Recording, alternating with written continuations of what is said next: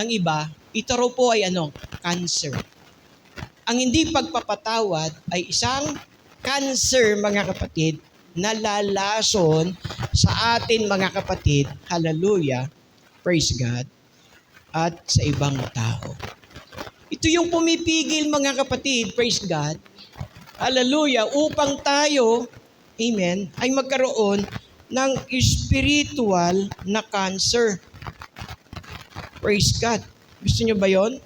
Meron kayong karamdaman na hindi nyo alam, mga kapatid? Meron kayong spiritual cancer? Amen? Ano po yung spiritual cancer na meron tayo? Yung hindi tayo marunong magpatawad. That is spiritual cancer, mga kapatid. That's why only Jesus can heal your emotional pain. Kasi marami sa atin dito, mga kapatid, may mga emotional pain. May mga kapatid tayo, mga kapatid, marahil na may dala-dala, mga kapatid, hanggang ngayon na mga hinanakit na mula pagkabata niya hanggang ngayon ay taglay pa rin niya. Maring sa magulang mo, sa manang loob mo. Kasi mula nung lumaki ka, hindi mo nakita ang pagmamahal ng nanay mo, pagmamahal ng tatay mo. Hindi mo naramdaman sa kanila, mga kapatid, yung salitang pagiging magulang sa'yo. Kaya mula nung lumaki ka, tinanim mo sa puso mo na sinasabi mo hanggang mamatay ka, hindi mo patatawarin mga magulang mo. Praise God.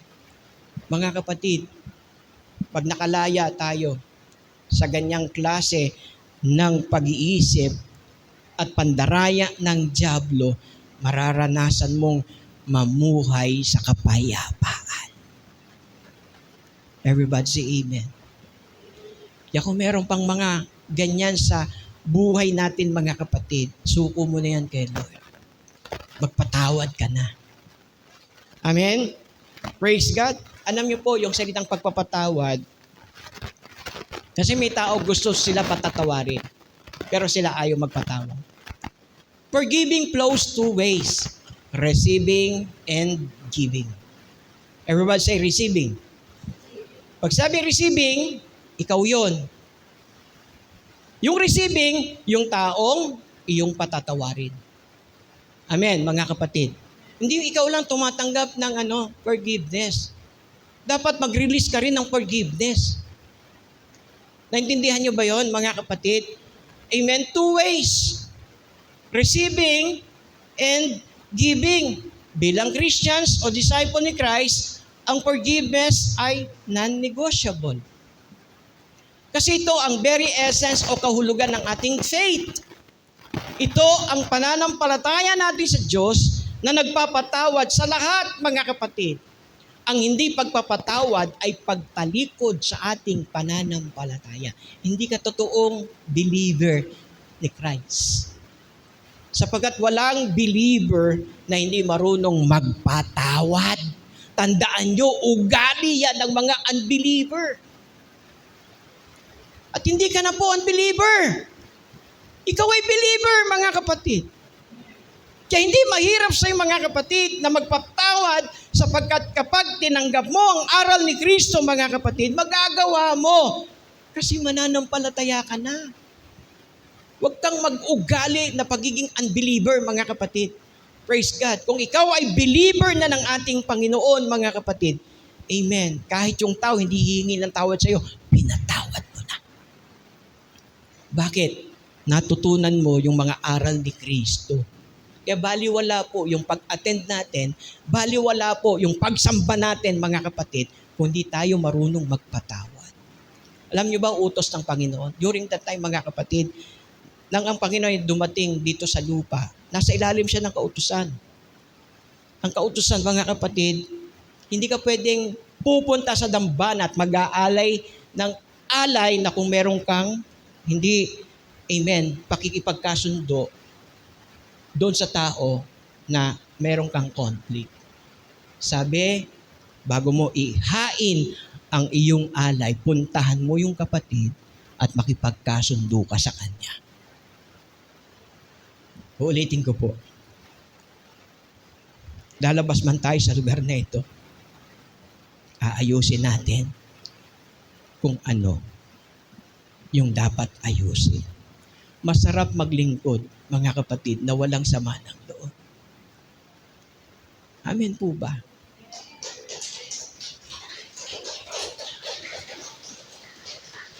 Mabigat, mga kapatid eh. Mabigat. Alam niyo po, ang pastor, mensahero ng Panginoon. Mensahe. Kaya yung salitang sermon, tinanggal ko po yan. Sapagkat ang gusto ng Panginoon, mensahe.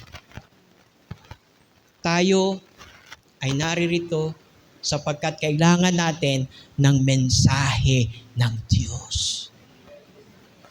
Dahil ang mensahe, ang siyang magbibigay sa iyo, amen, ng kaliwanagan, kung ano ang mga bagay na dapat ituwid at kung ano ang mga bagay na nararapat nating aayusin. Salamat kay Lord, nandito ka sa araw na ito at narinig mo ang mensaheng ito.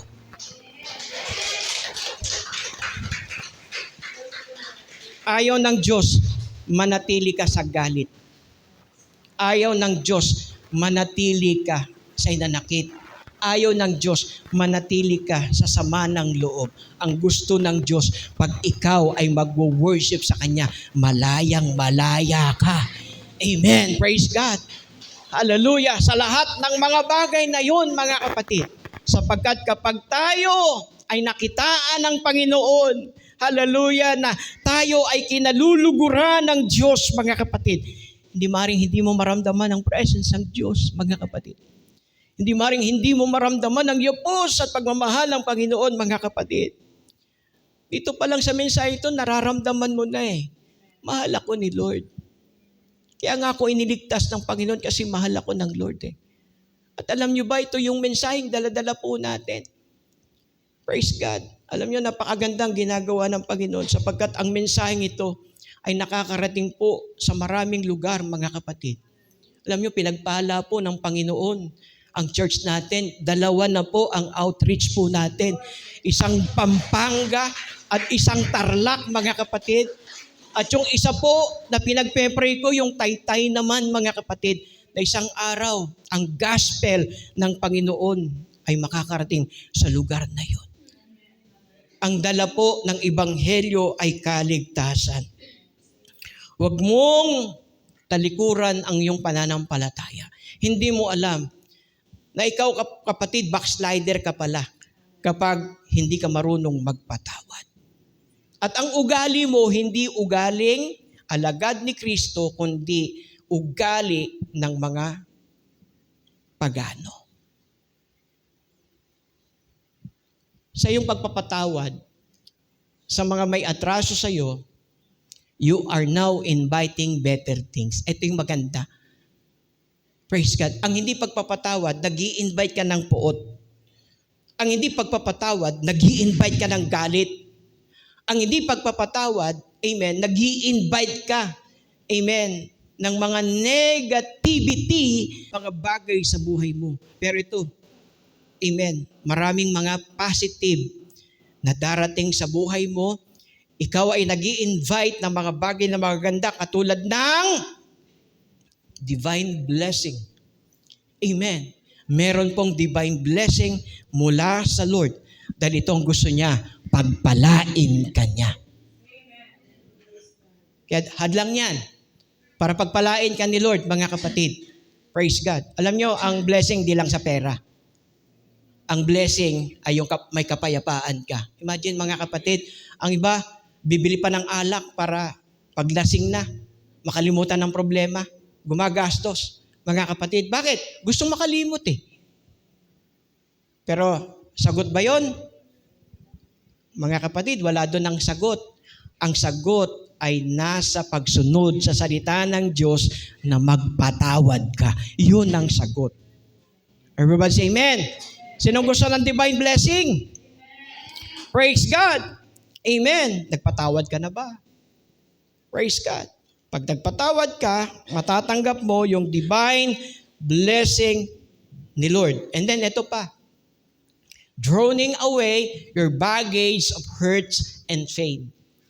Yung mga sakit, hinanakit, Parang bagyan. Mabigat. Na kahit saan ka pumunta, dala-dala mo. Para ka may bagahe, mga kapatid. Praise God. Na dala-dala. Na kahit saan ka pumunta, yan ang nagpapabigat sa'yo. Kaya ang bagal mo. Yung pag-usad ng iyong pananampalataya, ang bagal, mga kapatid. Bakit? Yan ay katulad ng isang baggage, mga kapatid, na dala-dala mo na hanggang ngayon ay ayaw mo pa rin bitawan. Sabi mo sa katabi mo, bitawan mo na yan, bes.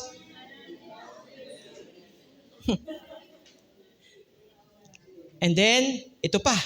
You are inviting, praise God, developing true life na free, malaya. Walang hold ang kaaway sa'yo. Walang hold ang kaaway sa'yo. Baka hindi mo alam habang ikaw ay hindi nagpapatawad, para kang may tali, katulad ng tali ng aso, mga kapatid, na ikaw ay kontrolado ng dyablo, mga kapatid. Amen. Ang kumokontrol sa'yo ay dyablo.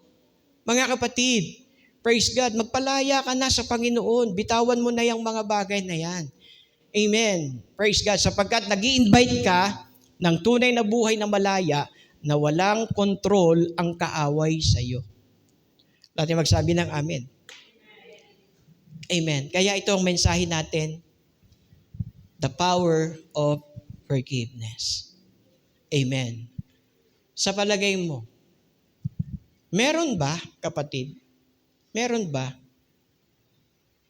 na hanggang ngayon ay nandun pa rin po yung salitang galit, yung salitang hinanakit, yung salitang sama ng loob, mga kapatid, na namamayani pa rin sa buhay mo.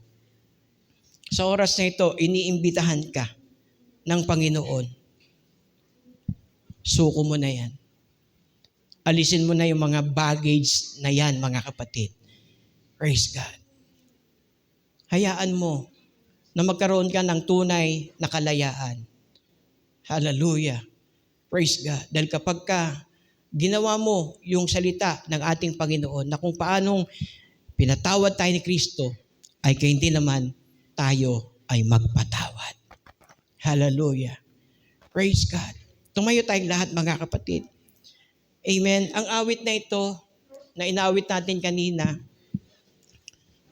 magpalinis tayo kay Lord. Praise God. Amen. Ang apoy, ang siyang dumadalisay sa ginto. Na kung may mga dumi tayo, ang Diyos ang siyang magpupurify ng ating mga puso. Pwede ba? Sa pamilya po natin, kung may conflict kayong mag-asawa, tapusin nyo na rito. Makipagkasundo po kayo. O kaya pag-uwi nyo, praise God. Yakapin nyo, mister nyo. Sabihin mo sa kanya, pinapatawad na kita. Dahil baka hanggang ngayon, mayroon pa rin siyang kasalanan, kapatid. Amen. Baka magtataka yung mister mo, ano nakakain ng asawa ko? Pero dahil sumunod ka sa salita ng Panginoon, makakalaya ka. Hallelujah. Praise God. Ang sarap maging malaya, Brother Rick. Amen. Say sorry. Amen. Kung minsan nakaka-offend tayo. Hallelujah. At palawakin natin ang ating pangunawa. Kasi pastora, lagi kong inuunawa yan. Joke. Sa totoo lang, siya lagi kong umuunawa. Kasi ako yung makalat eh. But I appreciate, mga kapatid. Amen.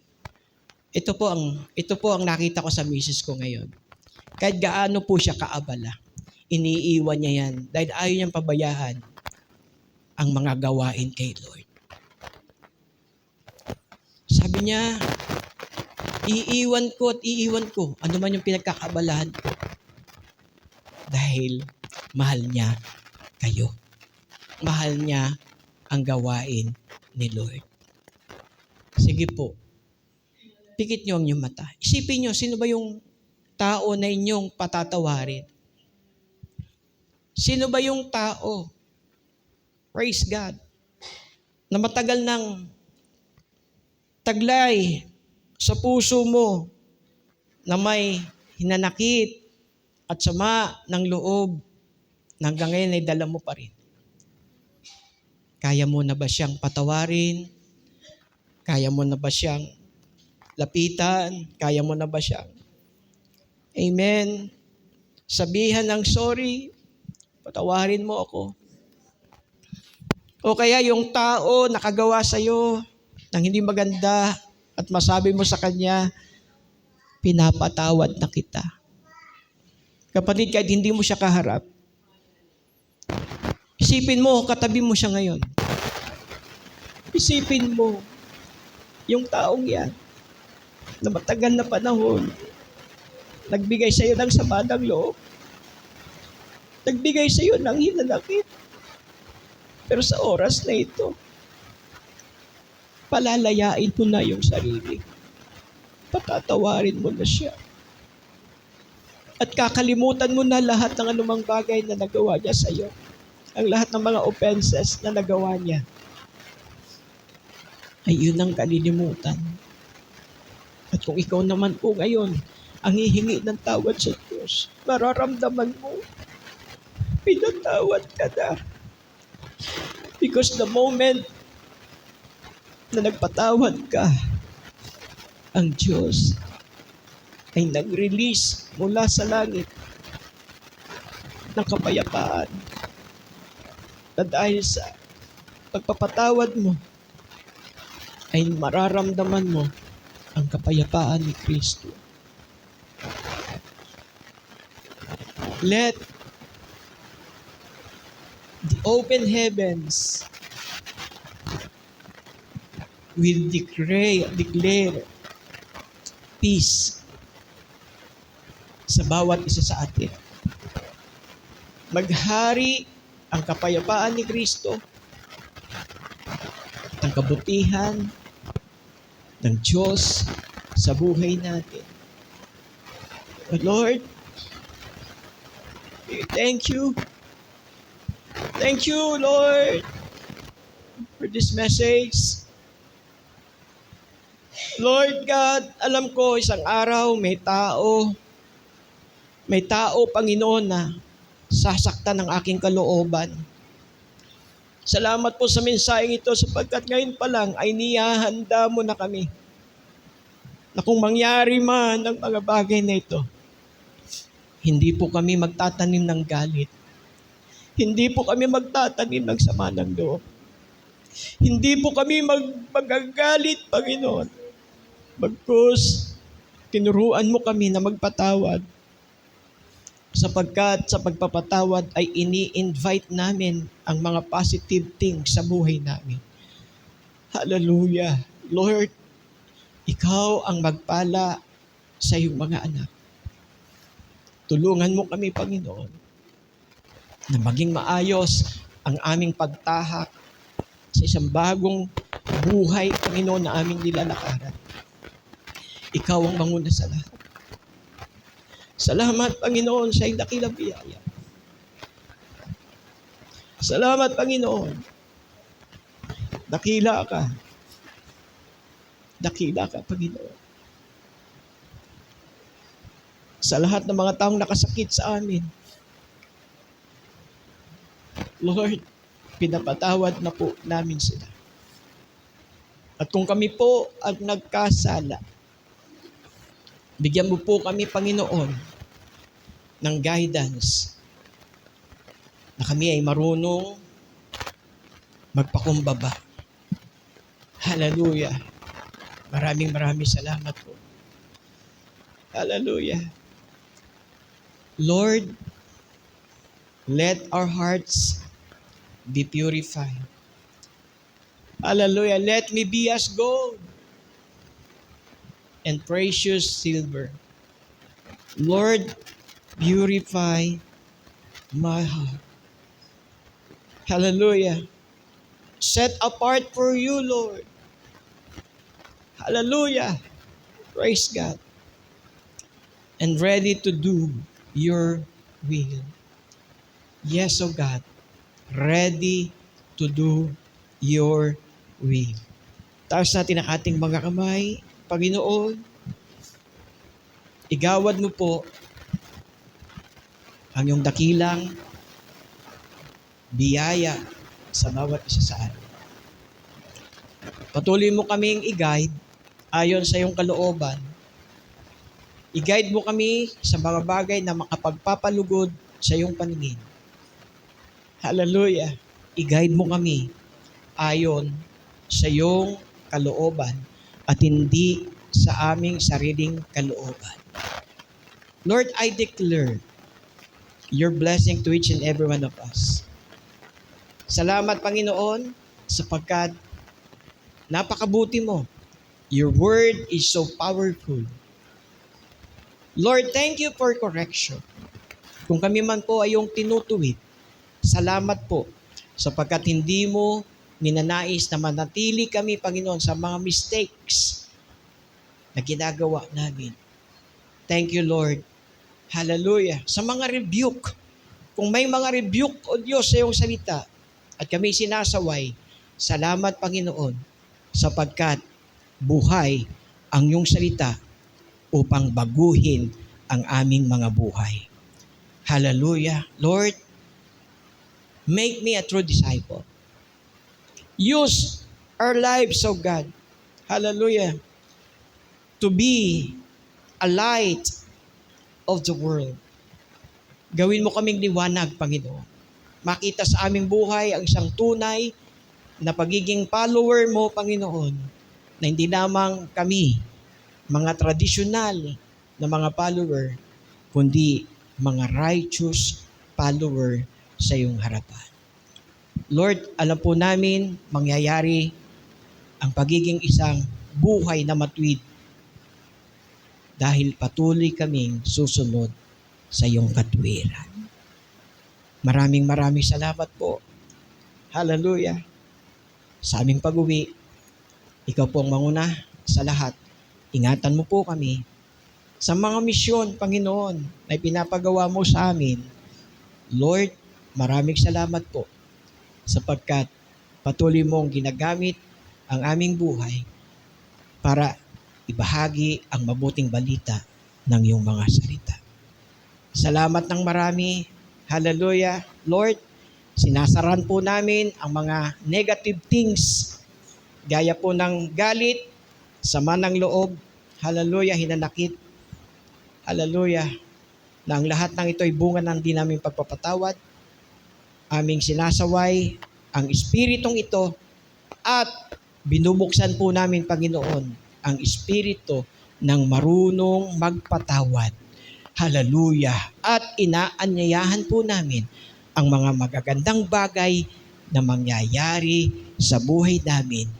Nang isa rito ay ang buhay na may kapayapaan. Hallelujah. We give you all the glory, O God. In the name of Jesus. Lahat po'y magsabi ng Amen. Woo, hallelujah. Praise God. Amen. Magkamayan po tayong lahat, mga kapatid. Amen. Pagpalain po kayo ni Lord. Praise God. So, uulitin ko po, nagbago na po yung oras.